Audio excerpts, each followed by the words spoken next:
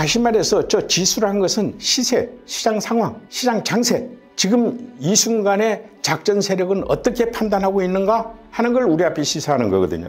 우리는 어떤 경우도 뉴스라는 것을 보고 투자해서 안 되는 이유죠. 그런데 작전 세력들은 우리보다 얼마나 촉이 많겠어요, 그렇죠? 안녕하십니까. 저는 코인요다의 코인세계 탐험 진행을 맡은 MC이자 또 강의자 역할을 맡고 있는 코인요다 김영입니다. 오늘 이 시간에는 지난 일주일간의 거래 상황 변화와 특히 최대 이슈가 있었죠. 바로 이더리움 ETF가 있었습니다. 지난 25일 날 이더리움 ETF를 전후해서 어떤 변화들이 있었고 우리가 받아야 될 어떤 교훈은 무엇인지 이것을 한번 검토해 보도록 하겠습니다. 일단 이더리움 ETF라는 것에 대해서는 제가 전 시간에 설명했죠. 다시 한번 얘기하면 ETF라는 것은 코인 지수 전체를 대상으로 해서 주식의 인덱스처럼 가격을 매겨놓고 있다가 그 자체를 마치 주식 상품처럼 하나하나 파는 것을 ETF라고 하고, 그러기 때문에 세계의 수많은 자산운용사들이 블랙록의 ETF를 구매를 하게 된 것입니다. 비트코인이 망하면 전 세계의 자산운용사들이 다 망하는 꼴이 되니까 이제는 다 안심하고 투자할 수 있게 됐다라는 말씀을 드렸습니다. 그런데 패널께서 사전에 저 앞에 질문 주시기를 비트코인과 이더리움이 도무지 어떻게 틀린 거냐 라는 질문이 있었습니다. 적절한 비유인지 모르겠는데 비트코인은 중국의 마오쩌둥이라고 하면은 이더리움은 덩샤오핑, 중국을 부강하게 만든 덩샤오핑이 아닌가, 이런 비유를 해볼 수 있겠습니다. 그 전에도 가상화폐가 있었습니다. 우리나라에도 도토리도 있었고, 이 가상화폐들은 다 진위 여부를 확인할 수가 없는 거죠. 위조 화폐가 얼마든지 나올 수 있는 겁니다. 근데 블록체인 안에 가둬서 위변조를 가릴 수 있게끔 해놓은 화폐가 비트코인입니다. 그러니까 블록체인을 통해서 이제 위조 화폐가 없다. 그리고 블록체인 때문에 해킹도 되지 않는다. 그러니까 화폐 가치가 있다. 이렇게 만든 것이 비트코인이고 진정한 가상화폐의 초석이 됐습니다. 그 다음에 바로 이어서 등장한 이더리움은 여기에 대한 활용도를 엄청 높입니다. 그래서 대표적인 것이 스마트 컨트랙트라는 것입니다. 스마트 컨트랙트라는 것은 우리가 어떤 물건을 사고 팔기 위해서 1대1 간의 계약서를 쓰잖아요. 그게 아니라 수천만 명 대 수천만 명이 동시에 얼굴도 보지 않고, 비대면이라고 그러죠. 얼굴도 보지 않고 계약을 할 수 있게끔 이렇게 만든 것이 스마트 컨트랙트다. 뿐만 아니고 이 이더리움의 공과는 그걸로 끝난 게 아닙니다. ERC20이라는 메인넷 플랫폼을 만들었죠. 그래서 이 이더리움 기반의 이 플랫폼으로 인해서 지금 이제 수많은 알트코인들이 탄생한 것입니다. 그래서 이더리움은 제2세대 알트코인이다. 상당히 중요한 기축통화입니다. 그럼에도 불구하고 이더리움이 자산 가치는 비트코인만 못합니다. 왜 그럴까요? 이더리움은 수억 개, 수십억 개 찍어낼 수 있는 것이죠. 채굴할 수가 있단 말이죠. 그러나 비트코인은 2100만 개로 제한돼서 더 이상 찍어낼 수가 없습니다. 그러면 앞으로 10년, 20년 후에 가상세계가 펼쳐지고 메타버스라고 그러죠. 이렇게 어마무시한 경제 범위가 넓어졌을 때 이 비트코인이 모든 알트코인을 바꿔줄 수 있는 기축통화잖아요. 그럼 지금 이제 전 세계 각국이 만드는 CBDC라는 디지털 화폐들이 각국에서 만들고 있는데 사실 지금 이제 그럴듯해 보이죠. 나중에 가면 그거 하나의 알트코인입니다. 왜냐하면 각 정부의 그 디지털 화폐로 새로 등장하는 알트코인을 바꿔줄 수 없기 때문입니다. 바꿔줄 수 있는 것은 비트코인이나 이더리움이나 이런 기축통화밖에 없기 때문입니다. 그래서 이 용도가 무한무한한데 놀랍게도 비트코인이 2100만 개, 그 중에서 벌써 2000만 개는 벌써 채굴됐습니다. 거의 1900만 개, 2000만 개가 채굴돼 버렸기 때문에 이제 가치가 올라갈 수밖에 없고, 그래서 앞으로 1억 분의 1 비트코인을 사토시라 그러는데 이 사토시가 진정한 유통 화폐일 겁니다. 그러니까 비트코인은 만들 때부터 1억 배 오른다 라고 이론적으로 1억 배 오를 것이다 라고 계산된 화폐라고 생각하시면 되겠습니다.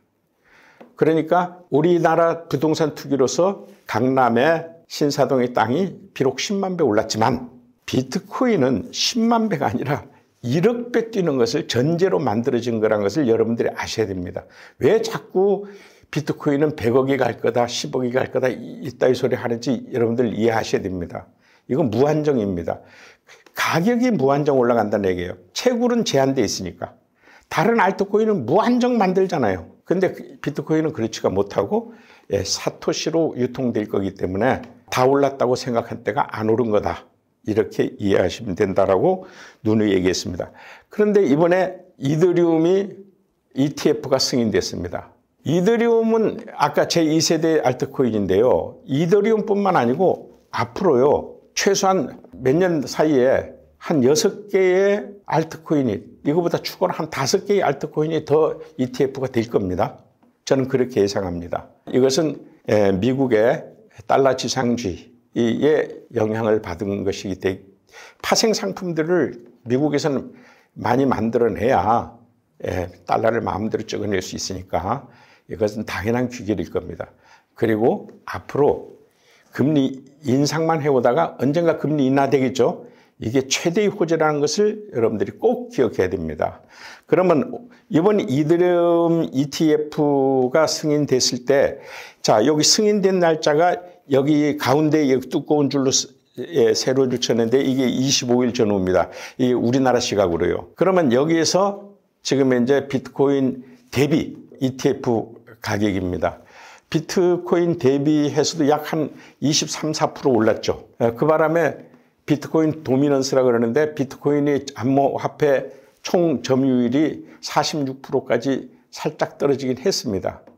그렇지만 그것은 여러분들이 이때뿐이라는 것을 꼭 아셔야 됩니다. 최고의 강자는 비트코인이다. 자, 여기서도 보면 재미있는 우리 교훈을 볼 수가 있습니다.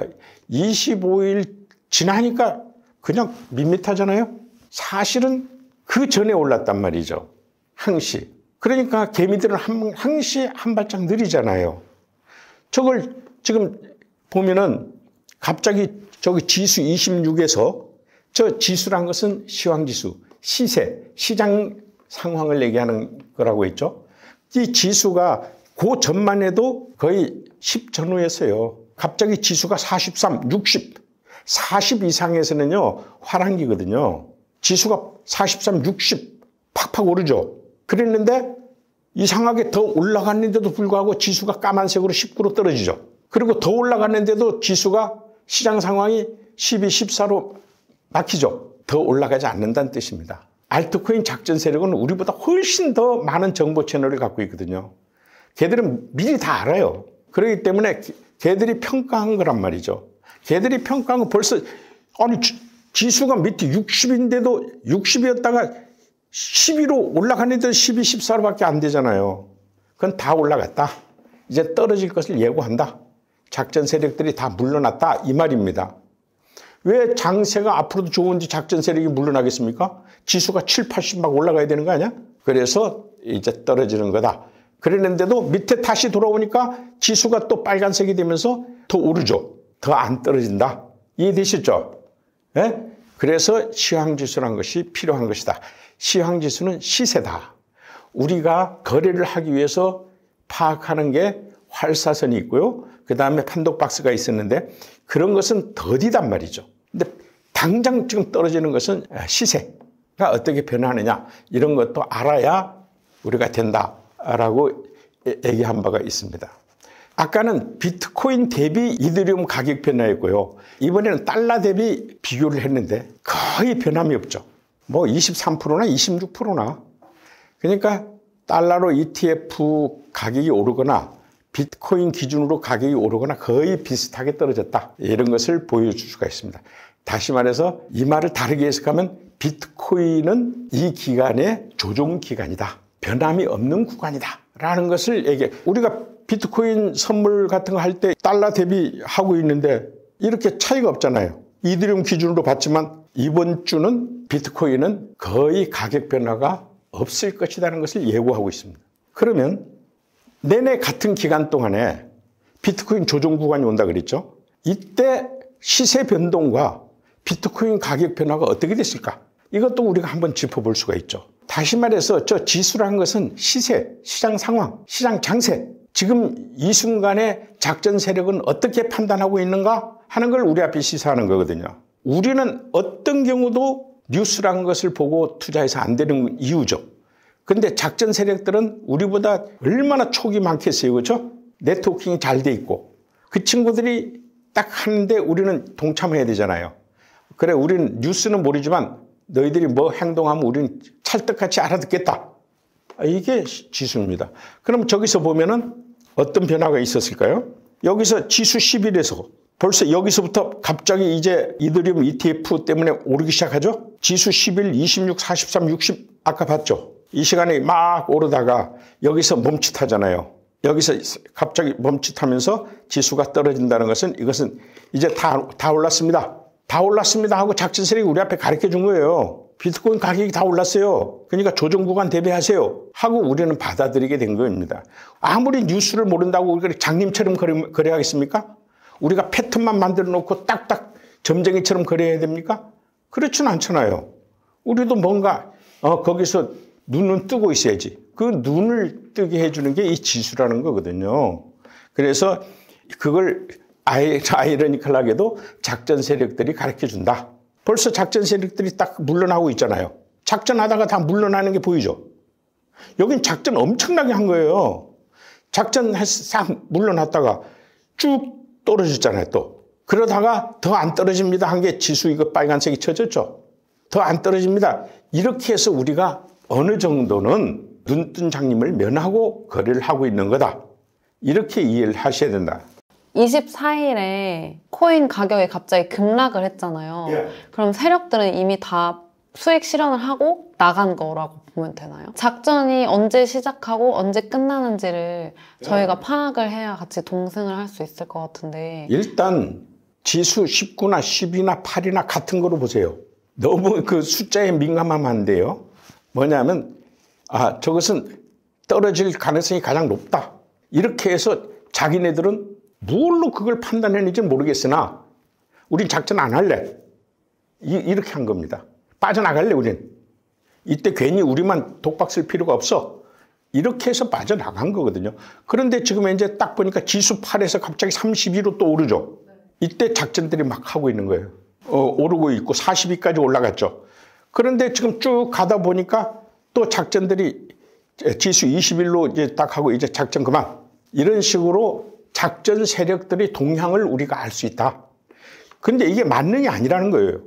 이것은 자기네가 어떤 정보를 가지고 할 수도 있지만 또 반대로 비트코인을 추종하면서 알트코인들은 항시 비트코인을 추종하는 그런 게 있거든요. 오히려 비트코인이 이렇게 움직이니까 우리도 거기다가 좀 따라 움직인다는 것이 있거든요. 그러니까 상당히 이건 익숙해져야 되고 하지만 기본적으로 급변하는 건 알 수가 있다. 지수가 60이었다가 지금 까만색으로 19, 12, 8 뭐 이렇게 하는 것은 우리가 어떻게 해석하느냐면 아이고 올라가긴 틀렸네 하고 그 정도는 한단 말이죠. 그러다가 지수 8에서 막 떨어질 걸로 봤는데 지수 31로 올라가고 41로 올라가서 이거 안 떨어지겠네 하는 정도 아는 거지. 우린 이것만 가지고 또 하는 게 아니잖아요. 이렇게 이해를 하시면 되겠고, 그 다음에 또 한 가지 이양 이더리움에 대해서 나왔으니까 얘기하는 건데요. 이 이더리움이 비트코인과 장기간 대비를 해보면 어떻게 되느냐. 이건 4시간 봉으로 본 거예요. 아까 것들은 다 5분 봉으로 본 거지만 4시간 봉으로 보면요. 이게 굉장히 장기간 본 겁니다. 그렇죠? 한 1년간 본 거네. 1년간 보면 떨어지는 게 확 보이죠. 그리고 이 ETF 때 올랐죠. 여기서 ETF 때문에 여기 오른 겁니다. 지금. 그러니까 결과적으로 무엇을 의미하느냐면 모든 알트코인은 장기간 보유해서는 안 된다라고 내가 단정을 한 겁니다. 모든 알트코인은 작전할 때 일시적으로 우리가 소유해야지 무슨 기대감을 가지고 뭐 뉴스에 보면 수만 배 오른다, 수천 배 오른다. 그 조작된 뉴스가 엄청 많잖아요. 정보를. 특히 유튜브는. 이거 믿었다가 쫄딱 망한 사람 많아요. 이게 이더리움이니까 이 정도로 버텼죠. 다른 거는 뭐 말할 수가 없는 거예요. 그래서 항시 조심해야 됩니다. 비트코인이 강세를 보인다는 것은 비트코인이 도미넌스가 높아진다는 얘기예요, 지수가. 그럴 때 알트코인은 힘을 잃을 수밖에 없어요. 그건 꼭 명심해야 됩니다. 그래서 오늘은 일단 지난주에 이더리움이라는 호재가 있었습니다. 그런데 앞으로는 어떨까요? 조심히 전망을 해본다면요. 장기적으로 여러분들 앞에 닥칠 가장 큰 이슈는 뭘까요? 금리 인하입니다. 금리 인하, 테이퍼링이라고 금리 인상을 쭉 해왔잖아요. 그러나 지금 현재로 보면요. 호재보다는 악재가 나올 확률이 사실 많은 때입니다.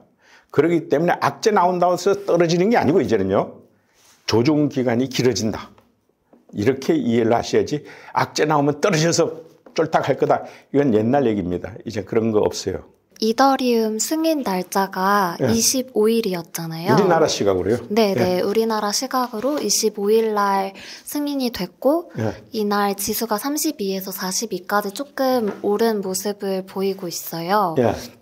근데 실제로 작전 세력들은 21일 날부터 이미 지수 11부터 60까지 오를 때까지 이때 주로 움직인 거잖아요. 우리 그때 물반 고기반이라고 그랬죠. 네. 그러면 작전 세력은 이더리움 승인 전부터 이미 이더리움 승인 소식이 날 거라는 것을 알고 미리 100% 알았죠. 네, 100% 알고 미리 움직인 거잖아요.